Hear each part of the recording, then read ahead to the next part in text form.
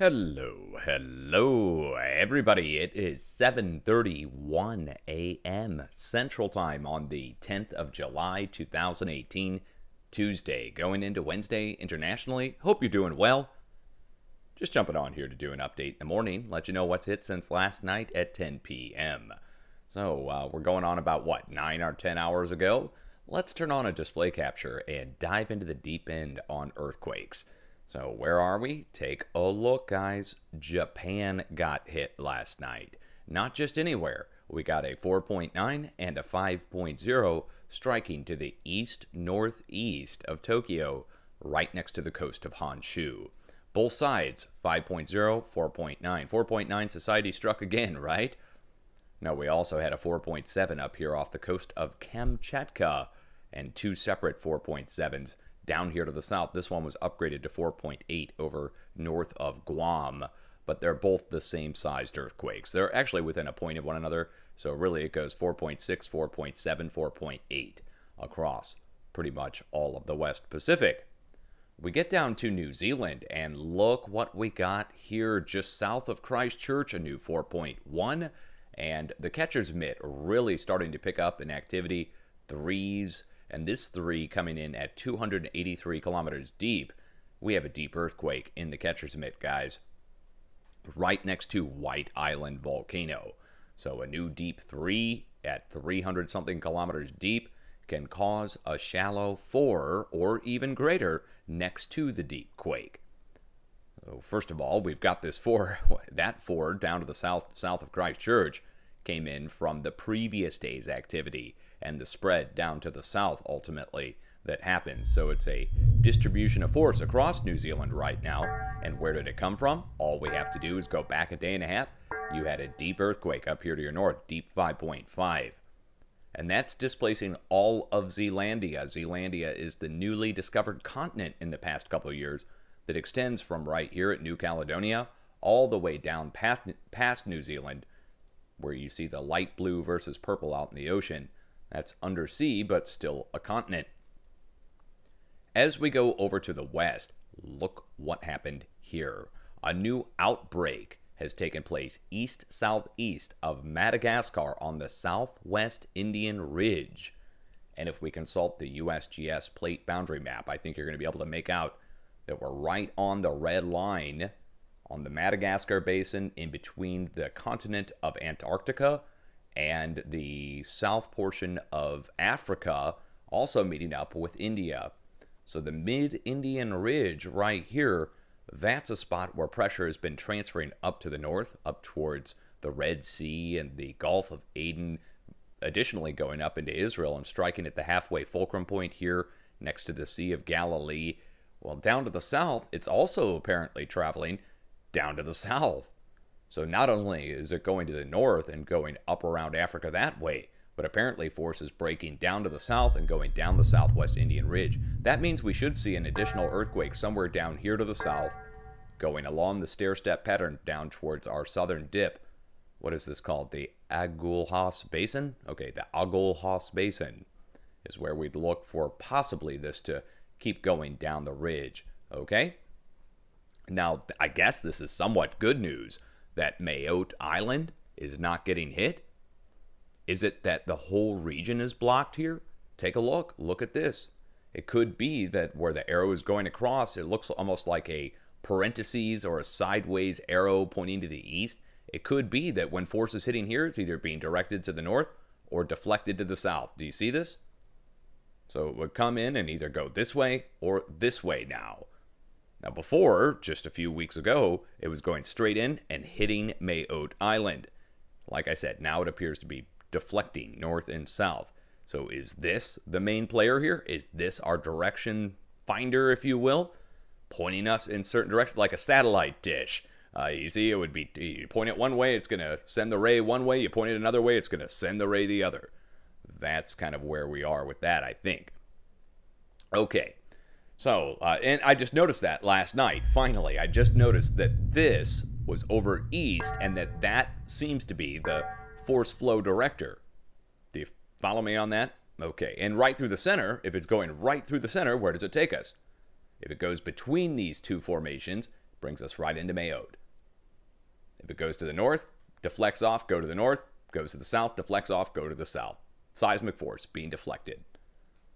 Oh, wow. Isn't that amazing? Let's get into Europe. Look what happened here. Since last night, we only have 2s to talk about pretty much, with a set of 3s right in the middle. The 3s are striking north of Albania.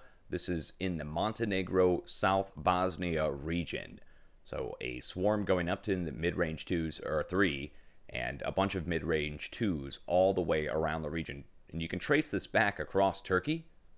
So let's first look at our 3s. Here's our 3s. And then trace the 2s back. Back to what? Right over to the border of Iran, where they stop at the border of Turkey. But we go back a day and a half before that, and you'll see all these 4s back behind here. So Iran sitting high and dry with no earthquake activity. Yeah, that's going to change in the next few days, and I want you to be ready for it. So the 4s are going to be pressing to the west, and we're going to get a combined total of something in the 5-ish range here in Iran. Most likely central Iran, between our 2 arrows. And over in Europe, we're going to look for new 5.0 activity, or something really close to it. Down here in the Aegean, over next to, in Turkey, technically. And then I think that's the rest of the forecast. We can go watch, you guys can go watch the global earthquake forecast for the outlook for this week.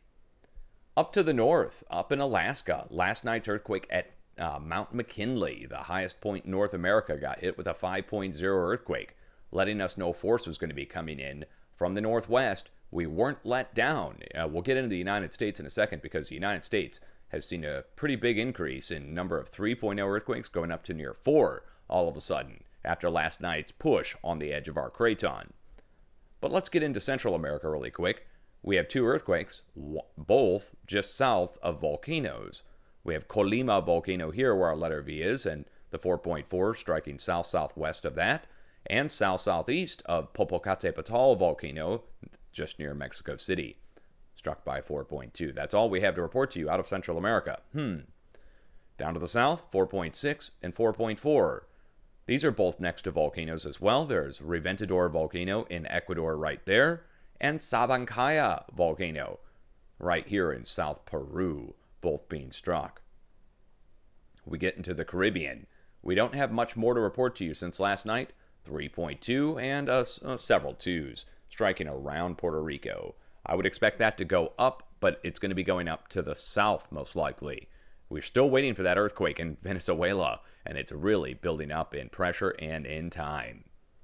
Let's get out here into Hawaii. What's happened since last night? First of all, a new 5.0 earthquake. But look today, guys. I told you I would tell you if I started to see something going on. Well, here we are. It looks like we may have something going on. Now, it's not a sign of an eruption yet, so don't worry about this. But where I am taking you is to a new spot, not at Kilauea. This is in Hawaii. It's next to Kilauea. It's to the west of Kilauea. And anybody who's familiar with the area knows that's Mauna Loa, the greater volcano next to it. And our earthquakes, this new development, a 2.8, 2.1, 2.5, 2.7, 2.5, in a line going from North Mauna Loa here, going down to the south along the perimeter edge of Mauna Loa. Now you're going to notice there's a gap in between Mauna Loa and Kilauea, earthquake-wise. So where the earthquakes are going down along the flanks of Mauna Loa here, then there's a gap, and then we have earthquakes over here at Kilauea. It means that the side of Mauna Loa, down below, but up inside the volcano itself, look at the depth on these. Let me get the depths. We'll start with the 2.8. Negative 3.6 kilometer depth. So we're up inside of the mountain. It's above sea level. And we'll just, again, we'll look at this one. Okay, we're at 1 kilometer depth. So right down inside of the surface of the volcano. This one, 1.5 kilometer depth, going a little bit deeper. All right, now let's go further. 31 kilometer depth, pretty deep, right? And then let's go down here to the coast. 30 kilometers deep. So let's, again, recap that. Up inside the volcano, a negative kilometer depth, right up towards the top. Then we get down to a 1 kilometer depth. Then we go down to 30 kilometer depth. Now, I wonder how deep the magma chamber from Mauna Loa goes. I don't know. These are questions I don't have an answer to. I'm not a look. I do earthquakes. Doing earthquakes and volcanology is a little hard. So let's go find out. Mauna Loa magma change. Oh, look, it's a top search. At this depth, the magma pool is forming a summit magma chamber, the top of which is roughly 3 kilometers beneath the surface. Anything else? That's giving us the upper reaches of it.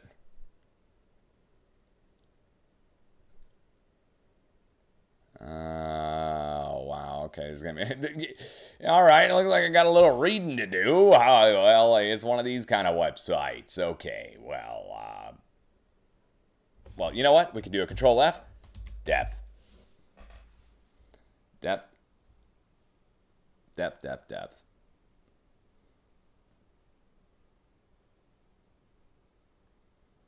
Let's see. Bottom 6 to 8 kilometer depth. Okay. Okay, well that's good. All right, so we can find out. Okay, we're at 6 to 8 kilometer depth for the magma chamber at Mauna Loa.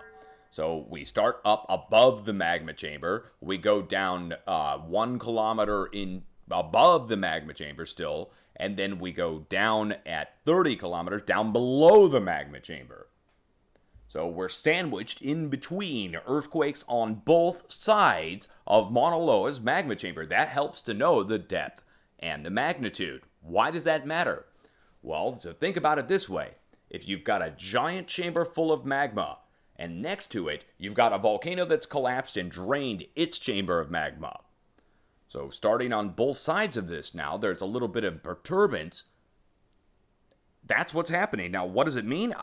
Other than there's a slight perturbance happening, that's all I've got for you. So I got to look this up real time. These all happened since my update last night.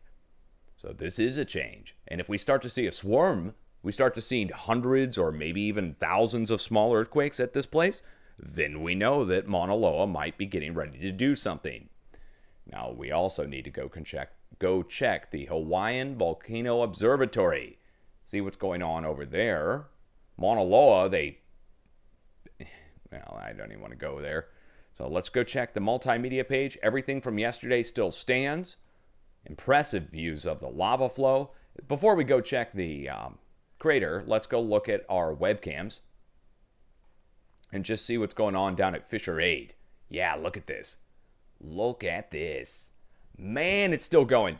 Now, they've issued an evacuation, and now we know for certain it's not rain. We know 100% certain now it is not rain. Some people are trying to say that the steam that was coming up was rain. Well, now what do you got to say? It's been over a day, and look at the amount of steam coming out of here. That you would have to have like a lake's worth of rain dumped on this to make this steam that much. So clearly we've got ourselves an issue where the magma has reached into some portion of the aquifer, or an aquifer, not the aquifer. There's going to be multiple pockets of water, some several hundred feet wide, maybe even some a few thousand feet wide underground, like cave systems kind of thing. But not caves, because we're talking about the type of rock there is all layer upon layer of basically lava rock, hardened lava rock.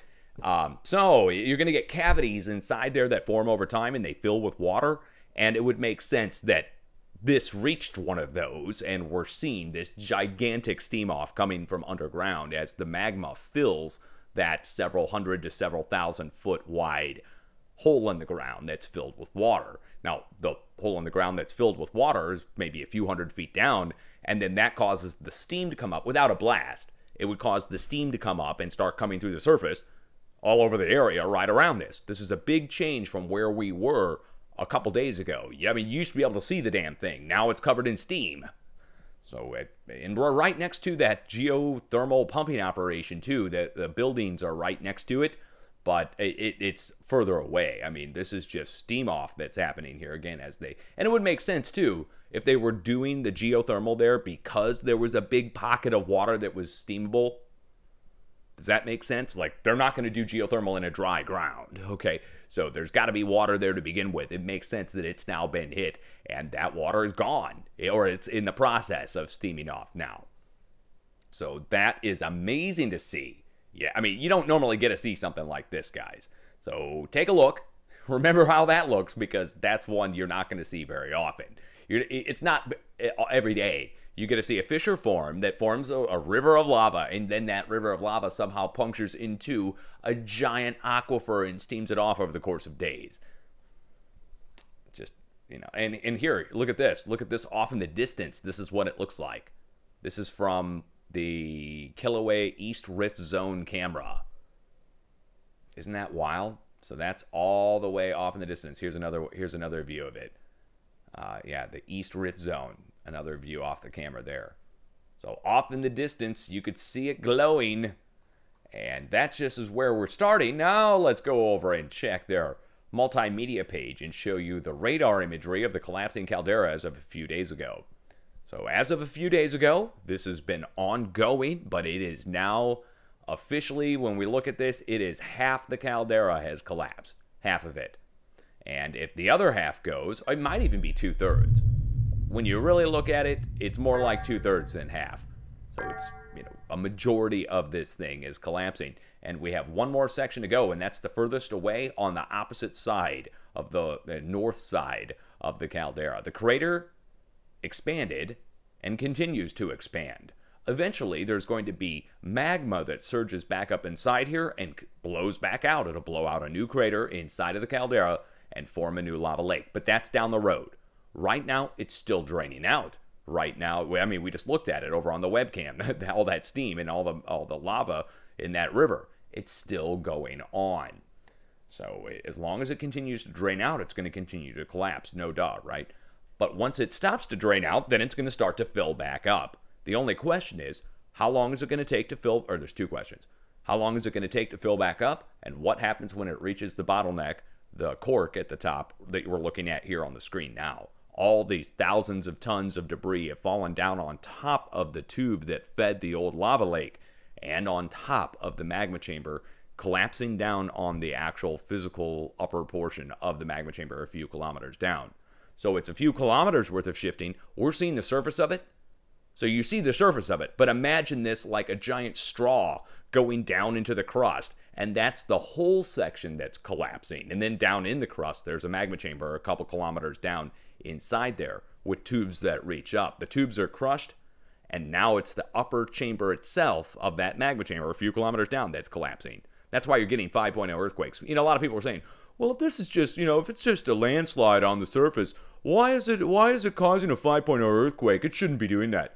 And I said back to him, I go, guys, you're not fully imagining this right in your head. You're only looking at the surface, at two-dimensional. You need to look at this three-dimensional. Imagine this collapsing in a shaft, or like a straw, the inside of a straw. Imagine that whole length collapsing. And then you start to understand it's a couple kilometers of length that's collapsing there, or at least 1 kilometer of length. And then you're talking about a kilometer of rock falling, not just a little landslide. You're talking about like a mile or two of rock moving. And then you really start to understand why there's 5.0 activity taking place there. The other thing I would like to bring your attention to, they had to move the sulfur dioxide monitoring station that they had downwind from the crater due to deformation on the road to get there. It was becoming difficult to get there, and deformation at the location itself. They're saying it's going to subside, or it's subsiding. Well, the crater they're talking about is right here, and that's the older one where they had the station set up. So if the road is deforming here and the crater is starting to subside over here, look where it is. It would make sense. It's on the edge of the caldera that's deforming. Right here, the cliffside's deforming. Everything down at the bottom of the cliffside's deforming. That means this road here has got to be completely cracked. And I wouldn't be surprised if this crater also starts to do a little deformation and maybe even fully fall in. And then this leads to the question of, where's that magma going to come back up when it resurges? And if we have other craters that are collapsing or deforming on the side of the greater caldera, that's just, again, another weak point that's in the crust that the magma could come up at. They've held a press conference already about this over at Volcano, which is right next to Kilauea. You guys should go watch that. It's over on the Big Island Video News channel, and it was 2 days ago. and they raised the possibility, the USGS did, of pyroclastic flows and large blasts when this magma actually surges back up inside here at some point. Now, they think a few months. They're looking out a couple months and thinking it'll be a few months before the magma comes up. I think a few weeks. So I'm thinking a few weeks. They're thinking a few months. Of course, we always go with what the professionals say. And I would say it's probably somewhere in between what I'm thinking and what they're thinking. So if I'm thinking a couple of weeks, they're thinking a couple of months, it's probably going to be more like a month. But famous last words, it could go tomorrow and stop. It could start refilling inside here. And as soon as it does, that's when we start looking for the potential of a blast. And the blast will be somewhere around here. It won't be, you know, miles and miles away. It will be somewhere around here, up above the current magma chamber for Kilauea that's active. Okay, so let's look at what else is hit. Well, what else is going on here? Oh, hold on. New 5.2 earthquake has just struck in the middle of our warned area. Look at that. 5.0, 5.2 has struck right here. Indonesia, or I'm sorry, Papua New Guinea going into the Solomon Islands. So 5.2 already. Day 1 or day 2 of the forecast. And look where we are. See where the new white earthquake is? See how we have earthquakes on this side, marked in a pink color, and we have an earthquake marked in pink on this side. And right in the middle point, the fulcrum point, as we call it, has been hit. Wow, wow, wow. Look at the United States. So, USA, we lit up suddenly. We went from next to no earthquake activity 2 days ago, suddenly to a surge of mid-range 3s to near 4.0. 3.6. Where? Central Oklahoma. So we've already fulfilled the forecast for this week. Here we are, near 4.0 in Oklahoma. We're also down in Southern California with a 3.5 in the LA basin. From what I understand, people felt that. And we go up to the north, and there's last night's 3.1 next to Monterey Bay. So that's really where we started last night, Monterey Bay. Then we move forward, and we have our 3.5 and 3.6. Pretty interesting stuff. If you take the 3.5 plus the 3.1, guess what it equals? 3.6. So our cumulative total of what struck on the West Coast transferred over to the Midwest. And I'm going to start down here to the south in the LA basin and get our 3.5 information. Felt by 1,000 people, or 1,055 felt reports. You know, it may be a bigger earthquake. Hold on, let's go see. Let's go take a look at our magnitude list, the lowball list. What's on the lowball list? Oh, we're going up to 4.0 on the lowball list. There we go. We got 4s. How many? Just a couple? All right, we throw out the 4s. Throw them out. Get them out of here. Let's keep going down the list. Got another 4 on the other lowball list. All right, throw that out. And let's go down the other final way of computing these magnitudes here.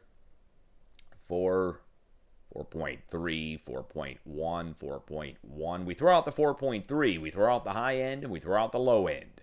That's how we do it if you want to get a good average in between. You always toss the extremely high and always toss the extremely low. So just going down the list, I see a lot of 4s. Seeing a lot of upper 3s to lower 4s. So they did a half magnitude downgrade on this. Let's go pull the coordinates. Ontario, California. Okay. Ontario, California. You're not drinking Molson's there. It's Southern California. What are you drinking? Dos Equis. All right, okay. All right, here we are. What do we got? Gonna sip my coffee. Okay, so where are we? Let's hit search again. Sonoma, California. Norco, Eastvale, Jurupa Valley. Really, when I look at where we are, what stands out to me is this. Riverside, California. They announced back in October that we are actually going through a slow slip here in Southern California. And you guys may not be aware, slow slips are when plates go into motion. So the Pacific plate and North American plate start moving, not just a fault zone. It's actually plate-wide movement that begins. And it's right along the fault. We're right along the San Jacinto, just next to the San Andreas, and it's a 3.5. Well, that's just where we start. Let's go over and look at our 3.6. How big is this earthquake? 31 felt reports out in the middle of Oklahoma. I mean, that was probably a bigger earthquake too. Look, if it's a 4.0 on the West Coast, I wouldn't be surprised to find out that this earthquake was also a 4.0 as well. Let's go see. We throw out the highs, we throw out the lows. So we're going down the list. Look, okay, we've got 4s on the list. How many? 4.1. All right, we're going to throw out the 4.1. Anything higher? Plenty of stations weighing in and plenty of 4s being detected. 4, 4, 4, 4, 4, 4, 4, 4. Lots of 3s, low end 3s. We throw out, 4.2. All right, we throw out the 4.2 and 4.1, and we throw out the low end 3s. And where does that leave us? Upper 3, guys, just like over here in California. So let's go pull the coordinates. Go show you what's at the location in Perry, Oklahoma, who was on the list for this week. We named Central Oklahoma, and we told you it's been a minute. We started to see movement up to your north in Nebraska and down to your south in Texas. So here we are now. What's right here? What's right here? Take a look at the screen. Brand new pumping operation. 4 different pipelines. 4 different drill points. And all over here, so it's not just that one single well. We have, this one actually has a pump and a jack for creating pressure. They'll have 2 spots, one that creates pressure, one that takes it out. And then the oil will follow a way up. They'll drill it an angle between pads. Here we go. Another one right there. So that's what's going on there. Drill points in the edge of the plate. Vulnerable as force comes in from the northwest. And it's no doubt about it. Force coming in on the edge of the craton from the northwest. Now I'm going to turn on the Natural Resources of Canada page. It's going to take a second for this thing to even refresh because it's a 30-day feed from the Canadians coming from a slow server. But as it refreshes, I want to draw your attention to the red arrow here on the mountain range, the brown versus light brown or tan. Now these mountain ranges go all the way up through Alberta and BC and curl around back up to where? Right into where we got our 5.0 up at Mount McKinley or Denali. So the force came across the edge of the plate and is going down across to the east by southeast. We know for certain that the plate is moving northwest to southeast right now. Now, how do I know that for certain? I can say it 100% beyond a shadow of a doubt. The plate is moving northwest to southeast. Contradicting all the professionals and all the talking heads and everything that everybody ever said. So to show it to you, I'm going to show you 48 hours, or we can even do one other thing here. Hold on, let me turn on a different view on this. Take you over to the Pacific Northwest Seismic Network. So the difference here, we're going to go from the University of Washington to the PNSN. And I'm going to show you the past few days of tremors. First, come along with me on a voyage of discovery. And big shout out to the PNSN for getting this whole thing together. So what we're going to do, we're going to go back a day. Okay, we're going to go back a day before that. We're going to go back a day before that. We're going to go back a day before that. We're going to keep going back. We're going to go back to July 1st. So come along back in time with me. Going to go back in time. And where are we? Now we're on July 1st. And you're going to see a cluster of red dots up in Victoria. Now, we can actually go back a few days before that when this all began. But this is a good picture of it right here. So we see a cluster of red dots. This is a slow slip happening on the plate boundary. Now let's go forward a day. Now we're going to bring it forward to current. So we have to bring forward 9 days. Now watch where the red dots go over the course of 9 days, starting in Vancouver Island. Day 1, okay, so we're starting to creep down to the south. You see how it's making a bend down towards the U.S. border with Washington? Next day, July 3rd, it crosses the border. See? Goes over that gray line up to the north, and a new cluster forms down to the south in Oregon. Let's go forward to the July 4th. Okay, spreads out across the area and reaches down to the border, right on the gray line now, and the 2 clusters down to the south then form one cluster in Oregon, starting to die out. July 5th, crossing the border fully, reaching over into the Olympic Peninsula. And a new cluster forming down in Northern California. July 6th. Reaching fully across the border to the Olympic Peninsula and spreading out, now getting thicker across the border. And you can see the cluster to the south shifted from California up into Oregon. July 7th. Well, now you see it. July 7th, it's gone across the border into the Olympic Peninsula, into the center of the Olympic Peninsula, still maintaining a bulk of majority up in Victoria. The other two clusters down to the south have spread out into even lines, going from Oregon down into California. Going to July 8th, the same thing, spreading further to the south with hundreds more of tremors, and it's reaching into the Olympic Peninsula, now centered directly around Washington, going down the coast. July 9th, yesterday, shifting from Victoria, with a bulk of the majority going across the U.S. border, now fully going into the Olympic Peninsula, and then that brings us up to today. We have to go back to the other map, where in the last 24 hours, look at it. We have two distinct clusters now up in Vancouver. One redeveloping in Victoria, another one across the U.S. border reaching down towards Seattle. A new cluster, a new pocket is formed south of Portland and increase from where we were yesterday in Northern California. I just proved to you that the plate is moving from northwest to southeast. This is the direction of the slow slip.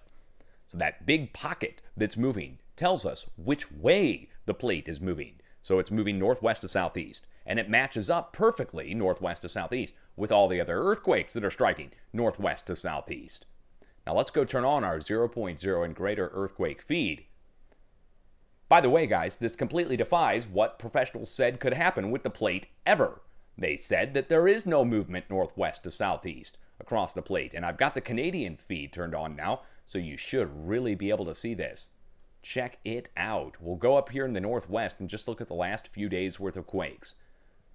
So now you should be able to see it. It goes from the northwest up at Haiti, just off the coast of Vancouver, and then we're slow slipping in Vancouver Island, I told you, showed you, and then you see our small earthquakes going down across Mount St. Helens and reaching down to the Oregon border, where the earthquakes stop at the Oregon border. One single quake here, explosion, reported right in the middle, and this explosion, I mean, what can I say? Guys, this explosion, 1.6 kilometer, negative 1.6, I showed it last night, we'll show it again.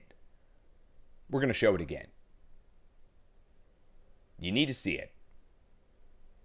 This explosion. So what's here? What's here at this location? Well, there's no quarry, first of all. No quarry. What do we have? You see it, right? You see what are at these locations. These are all volcanoes and lava flows. So the black and out here, this is not a forest fire location. That is rock. That is igneous rock. Lava rock. And it goes all the way back, traced back to the volcanic buttes that put these things out. And these are all cones, spatter cones. So that's where our explosion happened. And our explosion happened next to the line of volcanoes I showed you a couple days ago. 30 and 40 different volcanoes. You would expect this. If you didn't see this, it would be, well, you would expect there to be earthquakes, not explosions. The fact that there's an explosion, Now, you also see the northwest to southeast line going on the edge of the craton down to Wyoming. So northwest to southeast is the thing you need to remember. It's a regular occurrence to have this force flow from northwest to southeast. Now, one of my viewers brought to my attention last night that there was a 4.0 earthquake off the East Coast and the USGS ignored it. Well, they were absolutely right. A 4.1 did strike yesterday off the East Coast, right off the coast of Maine and Nova Scotia, New Brunswick. USGS completely ignoring the earthquake. Completely rare earthquake. USGS, hush hush, don't want to tell anybody, just not reporting it. Now, I think that's asinine. I really do. I think it's a complete failure on the part of our agency that would consider it. They consider themselves smart people. Did you guys know this? One of my viewers, well, several of my viewers have written the USGS. One of them wrote just a couple of weeks ago and asked them what they thought about my earthquake forecasting and if they were aware of it. And the USGS Public Relations Director wrote back, and they are aware of my forecasting. They call it archaic, old, outdated, and not relevant, basically. Well, this is just something that we've got to point out here. The earthquakes that are striking in areas that are rare are being missed by these people in their email. When they wrote it back, they said that they are teams of smart people. So they said, basically, Dutch sense is outdated and archaic. We have teams of smart people that are working on this, that work on these things. And the way they said it, we're teams of smart people, like quote-unquote smart people. And I was like, when I read the email, I thought, well, hey, at least they don't have any ego issues there. All right, well, can you imagine if I got on here, I'm a smart guy. Me, I got a team of smart people working here. We're all smart. Smart people, yeah. Anybody who has to call themselves smart usually isn't. All right, well, here we go. 4.1, let's go get our information from the Canadians since the USGS is remiss in their duties to report to us 4.0 earthquakes off our coast.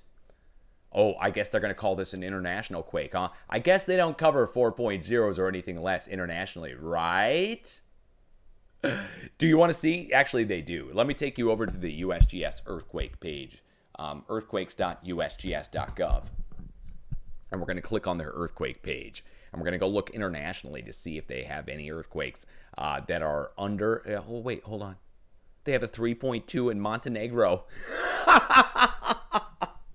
They got a 3.2 in freaking Montenegro. But they don't have the 4.1 off our coast, right on the split of the edge of the craton. What a bunch of mental midgets. No offense to the small people of the world. So, I'm going to have to say that's asinine. And don't tell me that the USGS only covers 4.5 and greater internationally when I just showed you that they do cover small earthquakes internationally, but they just, for some reason, can't manage to report to us 4s on our coast. Oh, man, that is just a shame.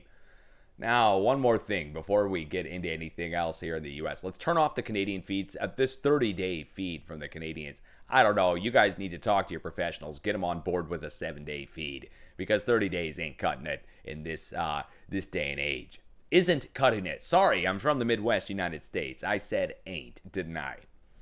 Looking at California, we're just going to quickly name off the locations, and tonight I will show them to you. We'll start up here at Geysers, California. USGS listed as either Cobb or Geysers, depending on which earthquake you click on. So Geysers, the name speaks for itself. We have a 2.8 over to the east, White Hawk, California. This is south of a volcanic field, Lassen Volcanic Center. Going down along the California-Nevada border, we're back at Mammoth Mountain and Mono Lake. Let me show this to you just so you can get a size perspective of how big this really is. Down here at the California border, here is Mono Lake, this giant body of water. And out of the center is a rising Pahoa dome where this is formed. It will blow at some point in the future. Right to the south of it, Mono Inyo Craters, Long Valley, and Mammoth Mountain. And the earthquake swarm is happening just to the east of Old Mammoth on the Whitmore Hot Springs location. So go ahead and pause it and read it if you need to on Mammoth Mountain. We're not looking for an eruption there, but where these are two spots, Mono Lake doesn't normally get hit. It's normally on both sides of Mono Lake, Mammoth Mountain and Aurora Bodie Crater. But Aurora Bodie Crater stopped. Now it's at Mammoth Mountain. So there is certainly something going on at this spot. It's been getting hit for a year and a half, ever since the slow slip really picked up down in Southern California. Now we go down across the California-Nevada border even further. We're next to the Yuba-Hibi craters here, and we're next to our nuclear test sites here. So two small earthquakes, Yuba-Hibi craters, nuclear test sites. What's the reason for the nuclear test sites? I think you can understand Yuba-Hibi craters. It's another volcano. It's a weak point in the crust. The nuclear test sites are getting hit because those are weak points in the crust humans created from hundreds of underground nuke tests spread out across 20, 30 miles. Down to the south, we have a valley down here. This is Volcano Peak, also a place that they list called Cozo Volcanic Junction. But I've noticed Since we started calling them out for using Cozo Junction and not putting volcano in there, they changed it to Little Lake, California, triangulation coordinates. Now, I don't know if that's the computer doing that and that's just a coincidence, or is somebody not wanting to answer some questions about what I'm getting ready to show you? Where are we going in? Why wouldn't they just list it at Cozo Volcanic Field? Why are we listing it as 50 kilometers away from, or whatever, from Little Lake? Well, if you go zoom in on the coordinates, it takes you right in on the geothermal pumping operations. Here's the drill points. Here's our pipeline. Pipeline goes down to the substation that takes it over to the turbines. And the turbines are in Devil's Kitchen, as they call it here. And that provides power to the area. But they listed it as Little Lake instead of Cozo Volcanic Field, even though the earthquakes are right there. We go down to the south, and I do want to look these up because yesterday they had them listed as explosions. Today they're listed as earthquakes. So let's go see what's up. Let me get a sip of my coffee while we're zooming in. Okay, so we're first listed as explosions. Well, we know it's not an explosion. It's on the road. Oh, wait. We're next to Blantic Buttes, and we're next to the plume location. So the plume location is where we saw a series of plumes pop up a week and a half, 2 weeks ago, and we're right next to it at Black Mountain Volcanic Buttes. What's our depth on this? 2.6 kilometer depth. All right, yeah, it's down inside the crust. We know it's not going to be any kind of man-made explosion. Let's go check this one out. Well, see? They've got this one listed as a quarry blast. Now, that's just 0.2 kilometer depth. So that would, Boron, California. I think there's a borax or something mine here or something, or boron or whatever, right next to it. Yeah. There we go. All right. Now, Southern California. Look at this. The 3.5 that we just looked up, it's at the northern tip of the San Jacinto. Just to the east, we have Big Bear. And let me show you why this matters. Oh, wait. Let me get the appropriate coordinates here. Wait, hold on a second. A 3.5 in the greater Los Angeles area as we do this all live. Can you believe that this is this exciting for seismic activity? Could you imagine what it would be like if I did the weather, if I became a weatherman or started meteorology or some other geophysics topic? If this is earthquakes, man, could you imagine what real exciting things would be like? It is 8:22 a.m. and I'm going to save this as a video over on YouTube. Again, this is the update. We will save it so you can watch it throughout the day. And if anything else happens throughout the day today, I will be back on at a moment's notice. You should probably go watch the forecast for this week because we are looking for an increase again, or at least basically a carrying on of where we were last week, which we went up into the 6 range. And it looks like things are carrying on in the same fashion. So have a plan, be prepared. Don't be scared. Be prepared. That's the motto I live by, and I would encourage you to start adopting those principles. Again, if you're prepared for something, it still can be an anxious event to go through. But if you're prepared or you've thought about it, you're going to be way better off than the people who haven't given it a thought. Right? All right. Much love. Peace out.